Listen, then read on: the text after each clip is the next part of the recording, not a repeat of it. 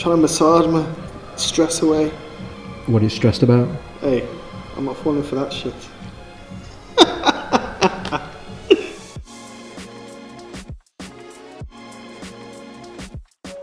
So I've just come from a meeting in Leicester. My architect asked me to come along and speak about working with architects as a client. So I did that, it was all cool. Met a few people there, interesting projects as well that we've seen, people working on. I think it's really useful to come to events like this because you're getting your name out there, you're meeting people, and also you're learning from others, hopefully imparting a bit of knowledge if you have any to give.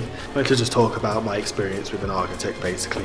I try to be as complimentary as I could about my architects, but they've been good to date. It's really key to find the right people to work with and the right consultants that you can do projects with and that are responsive, that are quick, and they produce good quality designs and feedback and proposals first time round. And when planners from the local planning authority come back and ask for more information or an update or an amendment or clarification, are those consultants then going to be able to come back quickly in order to progress the application through to planning?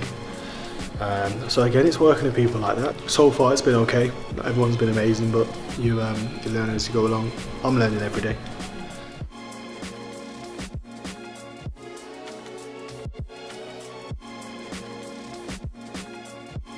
I found Hickman & Smith through my partner on one of the deals I'm working on. So I'm involved in the student accommodation market and private rented sector, so we're building purpose-built student accommodation. Quite nice schemes, and we're trying to bring something different to the student market in terms of, especially in terms of the sizes of the beds and the studios that we offer. So whereas a lot of competitors are offering much smaller, cramped accommodation. Yeah, it's one thing I've spoken with Anthony, a lot of the brief, a lot of the projects are focused on the quality of the design. He's not pushing for really small rooms. Obviously you've got to make the scheme viable and you've got to get sufficient units in, but rooms are decent sizes. If someone's looking to a point, like I said, what advice would you?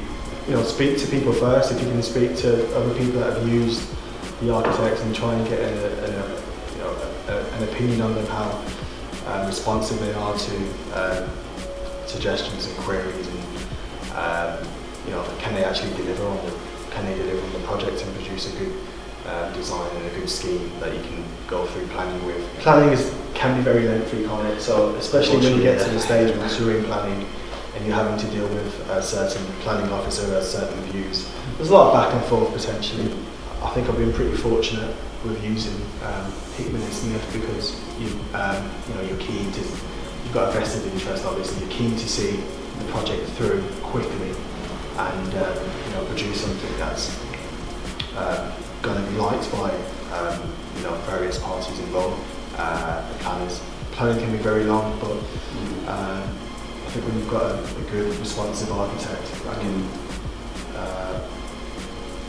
really push it forward, I think we want to run with it.